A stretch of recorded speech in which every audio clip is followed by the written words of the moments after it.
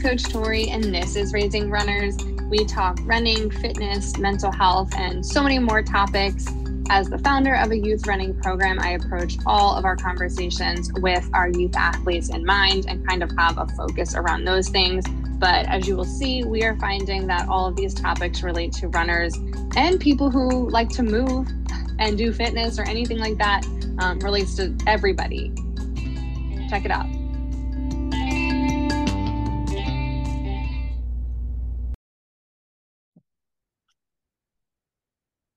Hey, it's Coach Tori, and this is Raising Runners. And today I'm joined by Kelly from Accessing Human Potential. Hey, Kelly, how are you? I'm good. How are you?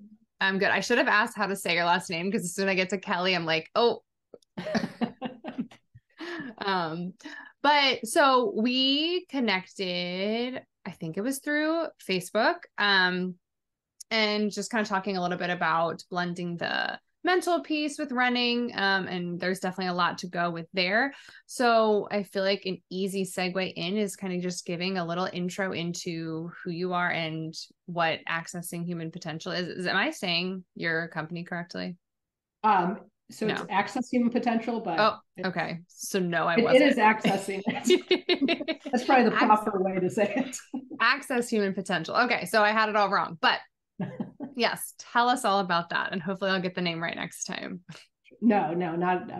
So my name is Kelly Oberle, and I have a company called Access Human Potential. And what we do is, or what I do is work with athletes of all ages on mental performance. And really we'll try to create a mindset that allows them to not only have confidence, but perform at their best.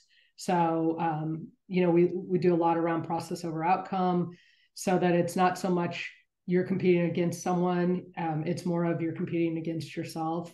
And the goal is to create, sports as something that is a benefit to you, and you walk away knowing that it's a part of who you are, not all of who you are. So that's kind of, there's a lot around it, but that's probably the what is it, the 200-foot high or the 20,000 foot ceiling or whatever that is. Yeah, I was gonna say, I actually have no idea what that is, so I could not even help you out. I think it's a 20,000 foot view. That's what it is. Oh, okay. I like it. And so now you did softball mostly, and then you also coach softball. Is that right? Coached or coach? Yeah. So I played softball in college, and then went out and I had a whole corporate career. And then about 15 years into my corporate career, thought I might have missed my calling. So I went and started coaching high school softball and running kids camps and things like that. And also kept my consulting. And so then I ended up going back into corporate. So I hadn't totally missed my calling, but I was glad that I'd had an opportunity to coach. And then I've coached my kids. So I've coached in softball, soccer, and not, they do cheer and things like that. I don't coach that at all. But I've done a little bit of coaching, and then now I'm doing a lot of mental performance. And now when did you start realizing the mental side of sports and fitness is such a big part of the success in that? Because I feel like I know when I did sports, which wasn't even so long ago, I guess. But that wasn't really talked about. I don't even feel like we ever really, our coaches never mentioned much about any mental training, anything of balance or stress or any of that stuff. So when did that start becoming something that you were aware of? And then you were like, this is something that we need to be doing. Yeah. It's interesting because it wasn't something that when I was playing, I probably was playing a lot longer than you were. But it wasn't something that came up, even kind of specialty training. But it is a huge part. There is a separator. And for me, I started noticing it actually when I started coaching in high school. And that was 15, 16 years ago. And I started to notice kids getting burnt out and looking at hey, they're practicing really well. And then all of a sudden it changes. And then I when you get in a game or you get in a pressure situation. So they're really relaxed in the first inning, but come the sixth inning, when the game's on the line, you see that that makeup just change. And I looked back on my career and I was like, yeah, there is a difference. Like, I could do anything in practice, and I got into games and there were times when pressure just overtook me. And I was dealing with some burnout personally in corporate. And so I was using some techniques to try to help myself to, not feel so overwhelmed and not feel so scattered. And it kind of just clicked, was like, hey, this could also work for athletes. And then I think the industry over the years, it's been there, but it's starting to be much more prevalent.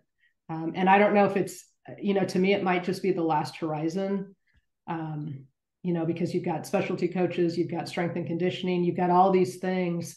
And the one area that probably is the most important in competition hasn't really been addressed that much. I don't know if that answers your question or not. Yeah. Well, I wanted to, because I feel like sometimes I have such a hard time like visualizing stuff you can't see. Like it's just so abstract. And I feel like oftentimes when I'm talking to people about, like all the mindset behind that stuff, like I even have, and like I know it, right? But I do have a hard time with it because it doesn't feel concrete enough. So for me, at least, to try to make it a little more concrete, can you tell me a little bit about the cross country team right, that you're working with? How did that even start? Like, do the coaches reach out to you? Are they seeing some issues with their athletes, or like, where does that kind of start, I guess? Yeah. So in this case, I had gotten a call. One of the parents had known some of the work that I was doing, and is a big believer in positive mindset and growth mindset and things like that. And so she reached out to the coach and said, hey, this might be something really good. And especially in cross country where, and I wasn't that familiar with cross country, full disclosure. I was a sprinter. I played softball and basketball. So distance to me was like a mile. And, it's such a mental sport, and it's such a thinking sport. And so the coach reached out and said, hey, we'd like to do something over the summer. And so we just did a quick, like, hour and a half program around kind of to make it more concrete around, what is mental toughness, because that's really what, athletes look at.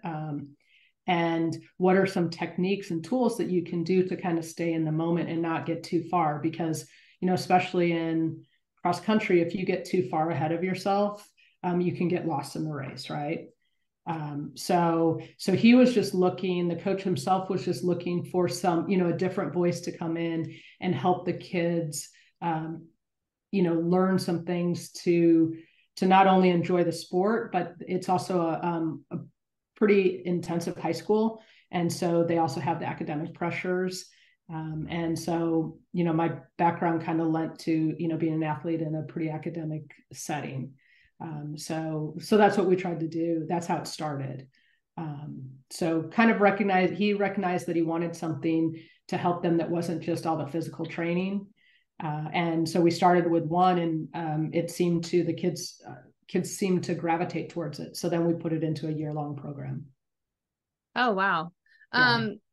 That is very cool. So I know it happens all the time. I'm like, I don't know how I haven't figured this out yet. And all the times I've podcast that, like, I have like 12 thoughts I want to go to, and I can never pick which one to start with. And then I know I'm going to lose all the other ones anyway. So, but now high schoolers, most high schools, I believe, are like 9 to 12, right? So grades 9 to 12. The maturity can be very different, across those ages, right? Because that's what, 13, 14 to almost 17, 18. Are there some like prerequisite skills or kind of like developmental milestones or something that like the kids probably have to be at to be able to even like grasp the concepts you're talking about, or to like have these kinds of skills? Or is it kind of just like, it's so baseline that anybody really can get it? I don't know if that even makes sense as a question.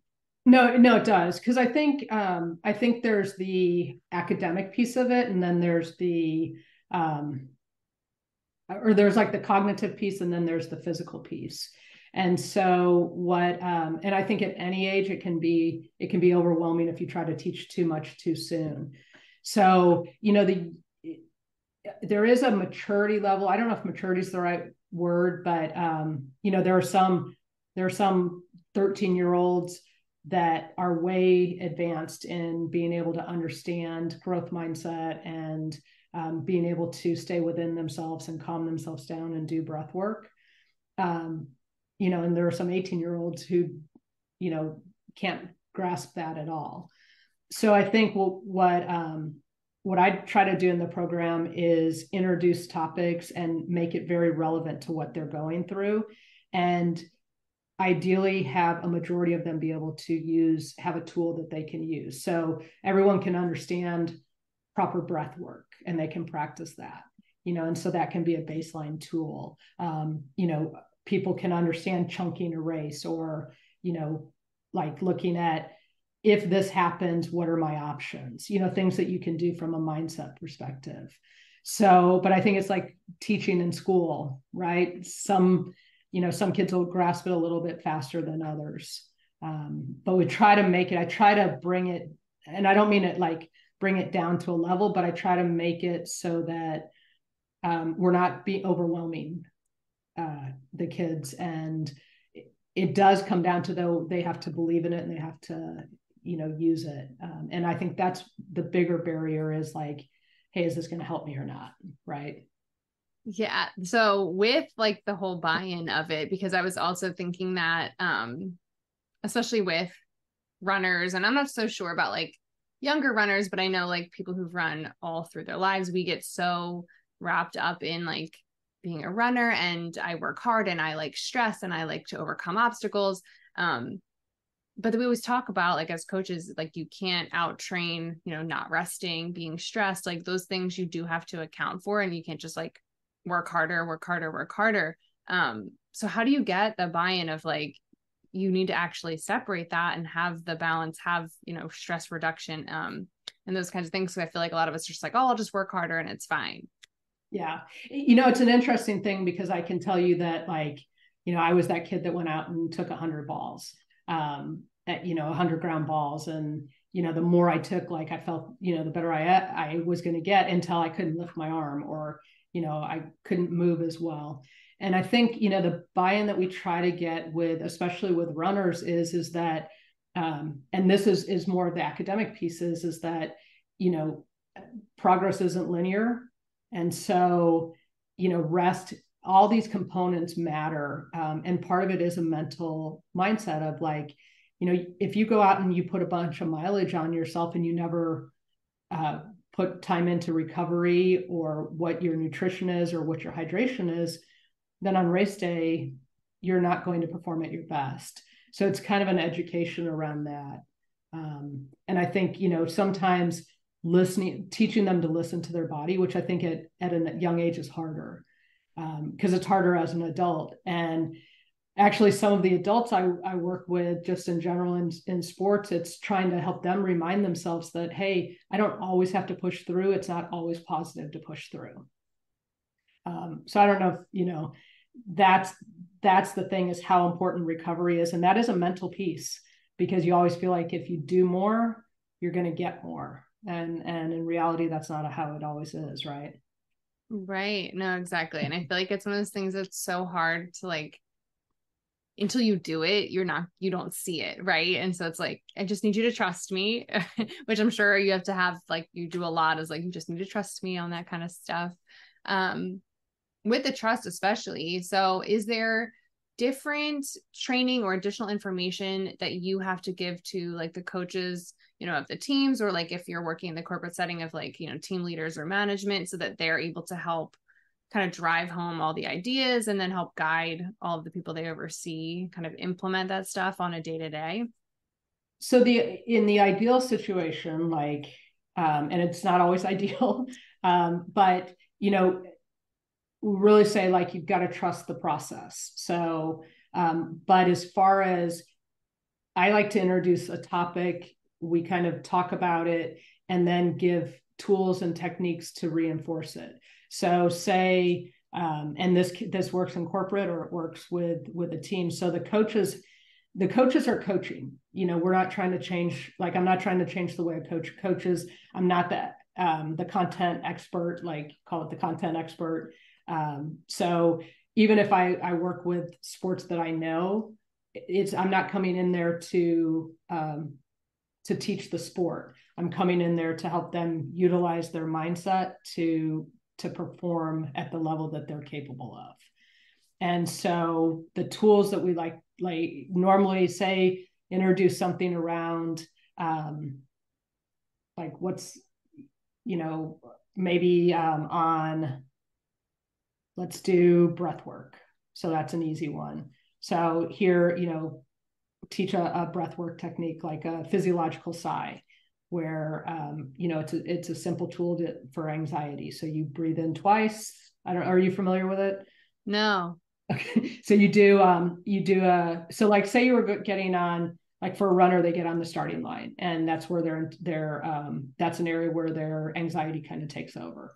So, as part of their pre-race routine, they could practice doing 3 or 4 rounds of a physiological sigh. So it's just a breath in through your nose and a second little small breath, and then a long sigh out. And, it's been kind of studied scientifically and physiologically that it will relax you right away, kind of calms your central nervous system. So we'll say, all right, for this week, it's not race week or anything like that, but start practicing it. And the coaches can integrate it into like, okay, if you're going to do, different intervals, every time you get to that line, you're going to practice this. So that's the kind of tools that we try to, I try to integrate so that it becomes part of the program as opposed to just, me coming in once a week or once a month, talking about it. Does that? Yeah. Is there like a hierarchy of skills that you teach? Like some of them work in tandem with each other, or is it like, here's a skill that you can use, see if you like that one, here's one you can use, see if you like that one, or kind of how, I guess, does that process work? So I don't know if there's really a hierarchy. I try to give multiple tools. So if we're talking about like stress management, there are, a couple of different tools that you can give, and some kids will go for one of them or the other, or say you're going to do something about like self-control, like emotional regulation. Well, emotional regulation, there's a bunch of different things you can do around self-talk, around journaling, all of those things. So I try to give tools that they can try out, and some will work for them, some won't. But as far as like a hierarchy, normally we'll go in and say, hey, what are you noticing? Like as a coach, I have like, for some, we give an assessment, like I give an assessment so they get their knowledge, and then, hey, where are you struggling from taking it to practice to a meet or practice to a game? Where is that disconnect?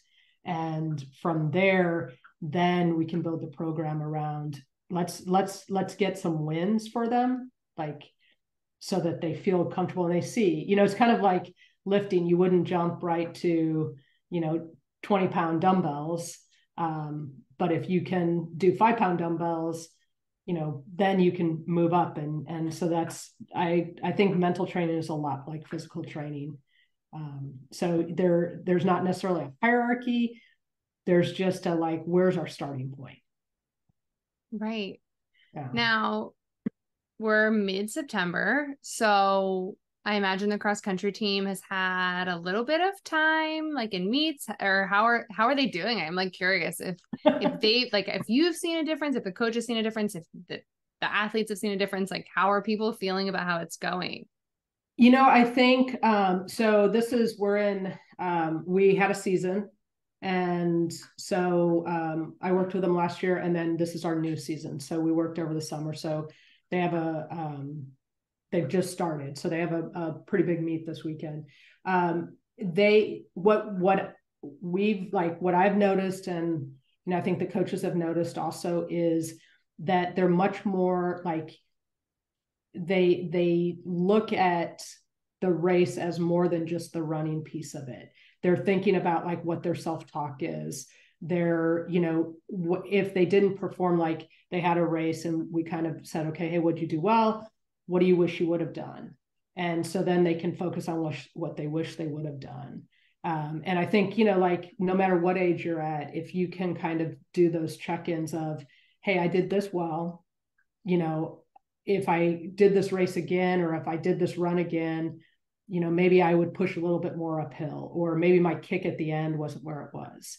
So we're noticing that they're using some of those strategies, and they've got some self-regulation techniques that can help them in school. And because at the end of the day, again, a large percentage of people who play high school sports, they're playing high school sports for the experience, and the future is, we want them to just be healthy athletes when they're done. Some will go on, they have players that are runners that have, are running in college and have a good opportunity this year too. But the majority of kids that play high school sports, their future isn't necessarily Division I and then pro. That's just, it doesn't mean it doesn't happen, but you want them to want to play in high school and want to run in high school and want to run when they're out of high school or out of college. You want them to be 40 running. Right. That's the deal. And, not have like bad memories of what that is. Now, do you explicitly talk about how the skills that you're teaching can help in settings outside of like, the sports teams or whatever? Okay. So you do give those kinds of examples. Yeah. I wasn't sure if like you just assume people can kind of put it together, right? No. And I think it's because I, work in corporate and I noticed a lot of the skills that, like the things that made me a pretty decent athlete could make me pretty good at what I was doing in corporate. But I think it's important to let, especially kids, see that there's a transfer of skills. And also, if you have to go into a test, if you use some of these techniques that allow you to be very present and mindful, you're going to do better in your tests, because the same stress you have when you're trying to perform and you're stressed out is the same, performance hit you're going to take when you're trying to, speak, whatever language class you're in, or do a presentation, or be part of debate, or take a math test that you're not really prepared for. Right. So, right. Or you don't think you're prepared for. So that's, ideally that's the goal, is for them to see that these are transferable skills, because what makes you a good runner also makes you very good, in other areas of your life, that discipline and that focus and those type of things. So. Well, I imagine, and I don't know if, you get this feedback either, but like, because people may not think too much about it, but obviously like the skills are actually helpful and can benefit them in lots of different settings, but just the idea of having skills, or like knowing like I have a tool I can use, like that just helps build confidence in your abilities too. Like, do people ever say like, I felt so much better about what I could accomplish because I knew that I knew how to do this? Like, is that kind of something people are recognizing, or is that just like probably just happening? I'm hoping they're recognizing. Yeah.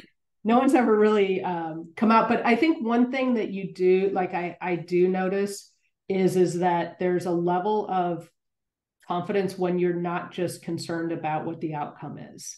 And I think like for me, that's been a lifelong struggle, because I was so conditioned to win at all costs, and there's nothing wrong with being super competitive. Like I still like I want to win cornhole against my kids, like, but I think if you put your self-worth on that.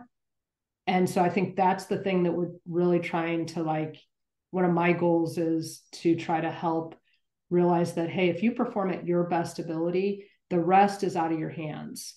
And I think that gives kids the confidence of like, hey, if I know I gave 100% and I left it all out there, then the rest is kind of out of my hands. If I didn't give that effort, or there are things that I could do differently, then I get that chance again. So I think that builds an inherent confidence. But, again, you're dealing with 13 to 18-year-olds in the high school setting. So I think that's something other people may notice, or they may notice when they look back. Right. Where do you start with helping shift towards like that process focused goal instead of the outcome? Because I feel like the world we live in is designed for us to, as much as we say like, oh, just focus on the process, like everything's pointing us towards like outcome, right? Be the best, do the most. So I know I struggle as much as I think like I need to just care about the moment and do all that stuff, but I'm like, I still actually just care about what happens at the end. So how do we start with these process focused goals? Yeah. And full disclosure, I struggle with it too. Like I would say I was programmed since a very young age, but I think, where you start is kind of the controllables and the uncontrollables. So, when like take a different sport, like a pitcher, so like a baseball pitcher or softball pitcher, in reality, like you can't control the outcome. So the process is I have to execute the pitch. So the minute the ball leaves my hand, as long as I've executed that, I have no control over what happens next. As a runner, you have no control over like who's running next to you or what's going to happen. So I think, it's more of an intellectual thing to say, look, yes, the outcome matters, because that's how society kind of judges us. But for each individual, in reality, all you can do is execute your process, because you really don't have control over the outcome. So that's the difference. It doesn't mean you don't want that outcome. Like, every professional tennis player wants to win the US Open, right? Like, every runner who's ever tried to run the Boston Marathon wants to win the Boston Marathon. But there's only a select few that can get there. And I think for cross country, that's been the most interesting thing is that, it's a team sport made up of a lot of individuals, but you don't necessarily win, right? You try to get your team across, and get, the times that you can get. And so I think, it's very challenging to change, like, I don't care about the outcome, because you do want to care about the outcome. It's just that you don't want to put all your worth and value in the outcome. And you want to remind yourself that you could run a perfect race and someone could come out of nowhere, right? And it doesn't mean you didn't run your best race ever. You didn't PR. It's just someone else just PR'd faster, right? Right. So I don't know if that helps.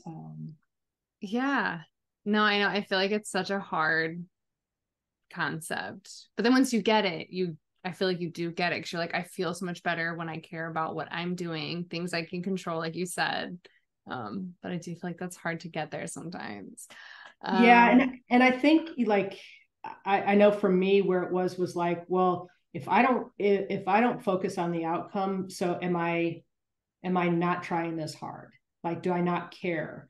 And, and I've like, it is a mindset shift a little bit to say, no, you can totally care about the outcome, but you have to realize there's so many things that are out of your control. And, including just like the universe, like how come you could have everything go your way on those days that you win, and on other days you could have one thing after another just come out of the blue.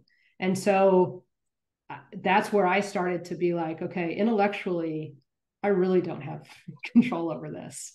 But I do have control of how I show up. I have control of the effort, the preparation. But as a runner, you could wake up, have done all the prep right, and wake up and not feel your best.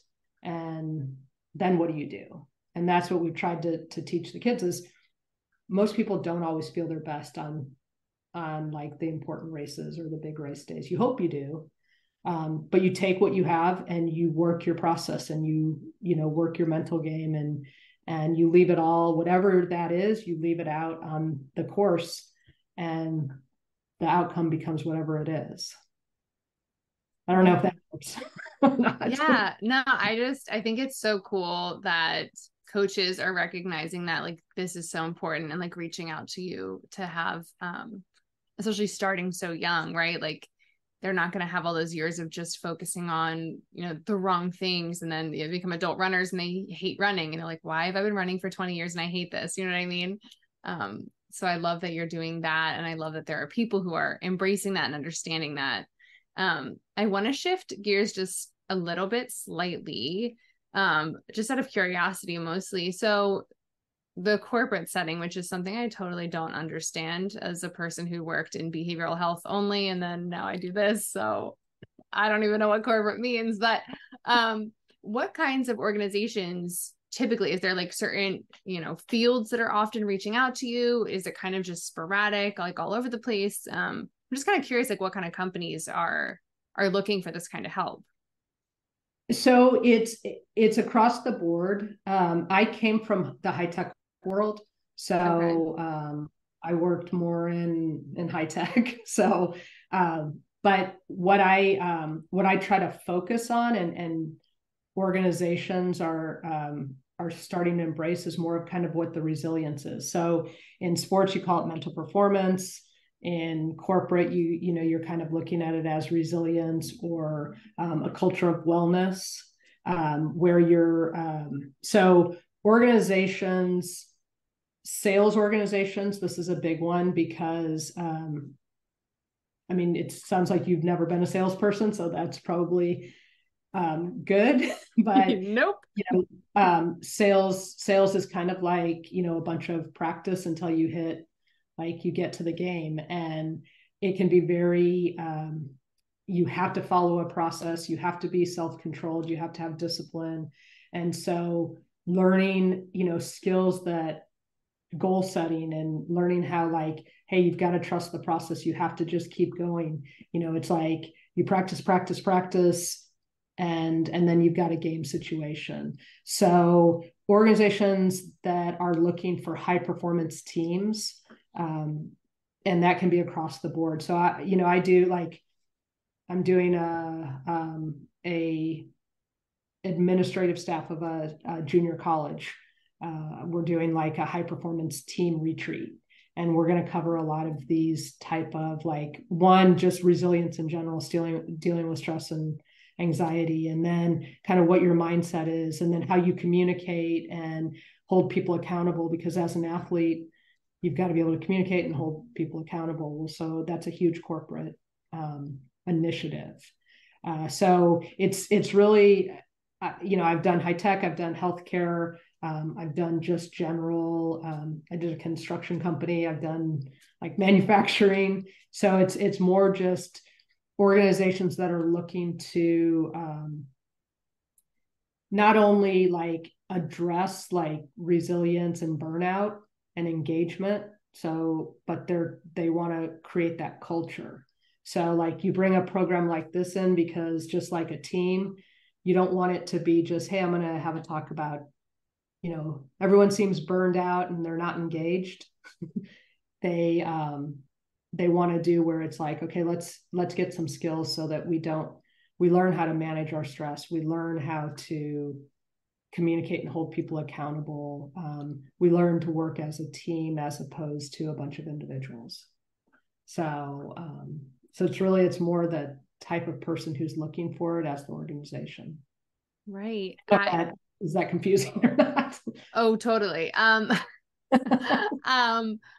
is that challenging with, like, do you see does everybody buy in? I'm only asking because I haven't worked in behavioral health in a couple of years, but that was, you know, burnout was huge. Cultural change was always needed. And administration was always trying to do different things. And there was just the constant pushback. But it was also, you know, internally, they're trying to change. They're not bringing someone external in to help, you know, teach skills. I'm just curious how much are people just like, yes, please teach us this? Or they're kind of like, no, or, how does that all start? I guess that process like that. Yeah. And again, like there's not a clear cut, everyone's in or everyone's out. Mm-hmm. What I've found is there have been some organizations that I've went into and the culture is just toxic, and it's not ready to change unless you make major changes. So it's more of a band-aid that Mm-hmm. you're giving people skills that might help them personally, but it's not going to necessarily help them the organization. And then there are other organizations that that their employees are looking for things. They're looking to understand how to work better together. They want to be able to communicate, better. They want to have more engagement. And the other thing is that,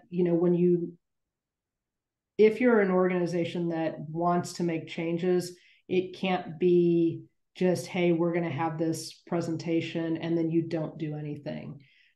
So usually I've found we'll do a series. So again, kind of when you were asking, like, does it go over people's heads, or, do you need a certain level of understanding to benefit from this? I don't think you need that, but I think you have to be careful not to flood people with too much information, because then they just get stressed out. But I think there are organizations right now that are really trying to do this, and a lot of pressure has been put on managers to manage people's mental health. I mean, and in behavioral health, it's a huge issue. I mean, you're only as strong as, you can only help people if you're okay. And I think that's what's happening in a lot of leadership.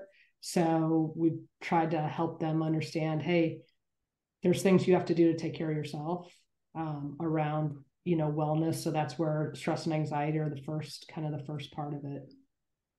That makes Yeah. it understanding. So, but I mean, there's always going to be people, like I went through a ton of trainings, and there were times when I was like, I don't want to be here. And you can feel that, and hopefully try to help them see, hey, if you don't want to be here as an organization, just be here as an individual, because we're going to give you some tools that then can help you when you go home and deal with your family, so that maybe your self-regulation is, a little bit like you don't fly off the handle as much as you normally would, because you're bringing everything home. Right. So, wow, very cool. Now like all my gears are turning of like, I need to have you go work for these places that I don't even work for anymore. Like, you don't need to help them. They'll figure it out. Wow. Okay. That is so awesome. I do. And I love that, because I feel like I've talked to a couple other like mindset coaches and like mental performance coaches before, but they were very solely focused on just athletes. So I love that you bring like an additional perspective of how it can be, kind of in all settings of your own personal life, and then like in different settings, like the corporate setting and the athlete setting, the team setting. Is there anything else that you wanted to share before I let you go? Because I know I kind of was like all over the place. I'll blame it on it being late at night, but anybody who watches the show knows that's not true. I'm always like that. So no, I mean, hopefully I was clear, because it's late for me too, a little bit. Right. Or maybe I'm like this all the time too. So Yeah. yeah, I think one of the things is that I started this on the corporate side because I had suffered from burnout, and this, I think I had said that earlier, and so I was trying to find strategies, and I have a pretty strong background in emotional intelligence and like positive psychology, basically. And there's a thing called appreciative inquiry, where you look at what are you doing right as opposed to what you're doing wrong. And so that was kind of what I was doing in corporate. And I ended up meeting an athletic director who was like, hey, have you thought about doing this for a team, because you've got a background. And then the light bulb went on, because I was like, yeah, that's what's been missing for me. And so that's kind of how, I think I told you, like how I ended up But that's kind of the whole story. But I think like these type of programs are important for parents, for kids, you know, for working adults, because the more that we can see things from a more positive mindset, the more that we can see that we have more control over our situation than we think.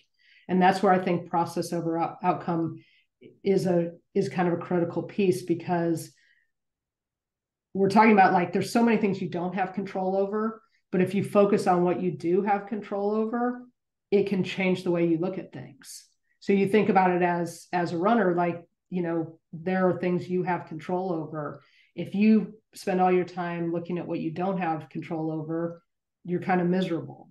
And I think in corporate or in athletics, a lot of times we focus on what we can't control, because that's what we're used to. We're conditioned kind of to more of a negative mindset. And so that's kind of the work that I'm trying to do.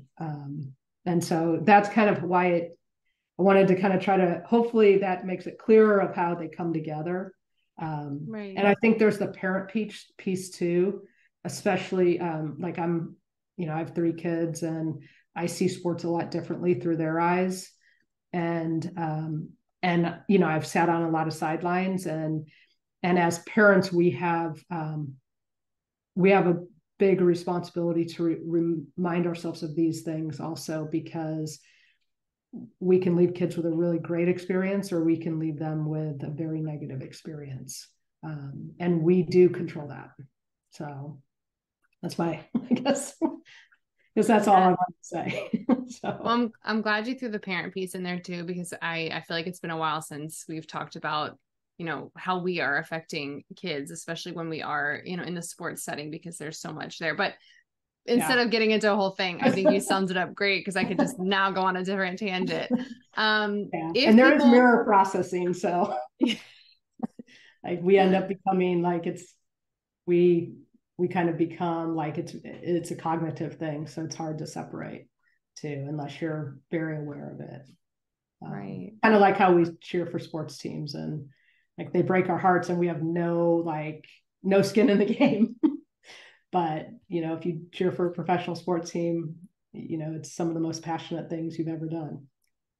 So. Yeah. Well, I'm outside of Philly, so I can't relate because I am not a Phillies person, but you know, Eagles fans are notoriously crazy. So yeah, it's a thing I sort of understand from the sidelines. Just be thankful you don't have that. Yes, I know. I'm like, who has the time to care about a whole other group of people too, outside of just my family? But thank you so much. This has been really fun. Where can people find you if, you know, in any kind of setting, this feels like something they may want to check out? So I'm on Instagram and Facebook and LinkedIn. So both under Access Human Potential, and then also my name, Kelly Oberle. And then also my website's accesshumanpotential.com. So those, you know, any of that that has like a they can email me, or it's my first initial and my last name at accesshumanpotential.com for email. So awesome. Pretty much all the socials, except my kids are trying to get me on TikTok and still struggling. Well, they kind of don't want me on TikTok, and then but they're like, you need to be on TikTok. Yeah. So it's the whole thing. Yeah, I was gonna say, I feel like this is a very like TikTok friendly like idea, and not that I totally understand TikTok either, but you should get on TikTok, check it out. I'm trying. Well, I'll make sure all of the links are in the notes so people can find it pretty easily as well. And thank you so much for taking the time to talk to me late on a Thursday night. No, thank you. It was very enjoyable.